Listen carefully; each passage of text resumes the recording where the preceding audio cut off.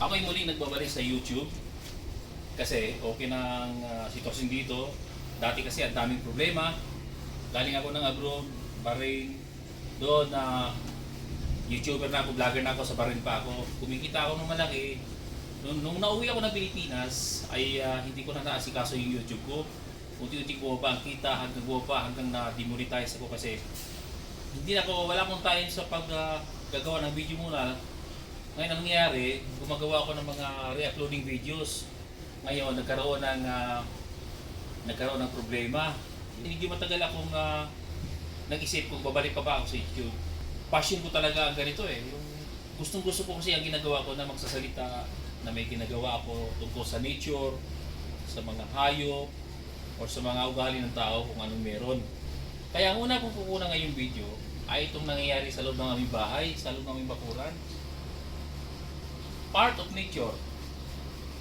Kasi of course kalamansi ito. Nagtataka na kami sa kalamansi namin. Simula may tumubo na ampalaya. Ito, may palaya dito. Simula may tumubo na ampalaya at kumalat yung mga dahon niya dito, yung mga tangkay niya dito, ay tingnan mo naman, unti-unti rin siyang namamatay. Nagkalagas yung mga dahon niya. Hanggang kaninang umaga, nakita namin, talagang parang wala na pag-asa na mabuhay. Ngayon, nag-isip kami kung anong pipiliin namin, ito bang ampalaya o itong kalamansi. Kasi itong kalamansi, pinakinabangan namin ito ng matagal na panahon, like yung mga juices, yung mga gamutan, dito kami kukuha. Hindi na kami bumibili sa palengke o sa labas. Kaya ito na ngayon, nakakalungkot mong isipin, kung titingnan mo yung dahon, focus mo yung dahon, parang nasunog siya. Ay nakita, parang nasusunog siya, di ba? Ayun o. Eh dito ngayon, tag-ulan na. Kahit wala namang ulan, ay alaga ito sa dilig. May abono pa ito, mayroon pang lupa ito ng mga imported, nilalagay namin. Kaya ngayon, alam na medyo nalungkot na kami. Dahil ito, ang ganda ng pag namunga ito, green na green yung dahon. Ang daming bunga ng kalamansi, umpok-umpukan yung bunga niya. Pero ngayon, wala na. Kaya medyo nalungkot talaga kami lahat dito sa loob ng bahay. Kaya lesson learned sa amin, kapag may tanim ka pa ng kalamansi, wag mo siyang tabihan ng ampalaya.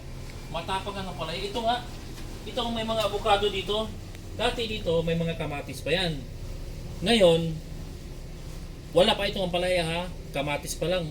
Okay, nagbunga yung mga kamatis. Ngayon, ito, may avocado to eh. Pati yung avocado na tumubo lang sa may buto niya, namatay. Wala kami ibang tinuturo dahilan itong ampalaya. In fairness naman, ang ampalaya ito marami naman siyang bunga. Ayun o. Kaya lang maliliit din ang bunga niya. Ito may malaking isang bunga. Ayun. Meron pang isa doon. Kaya doon na lang kami babawi, kakainin na lang namin.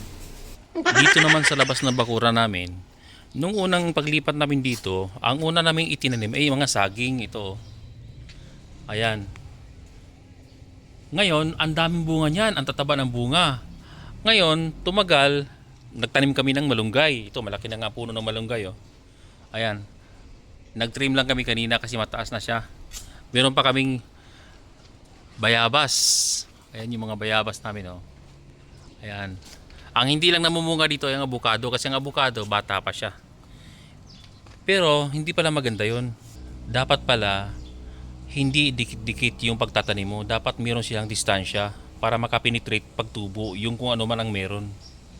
Katulad nitong papaya, hanggang dyan lang yan, hindi na yan talaga tumataas. Pag tataas siya, namamatay siya kusa, nababali yung kanyang puno. Kaya lesson learned talaga, kapag nagtanim ka, bigyan mo ng pagitan. Ito nga ang saging namin, gagawa kami ng paraan para tanggalin na lang namin to at ilipat sa ibang pwesto. Meron din kaming tanglad na super lago. So sana guys ay may natutunan kayo sa vlog ko.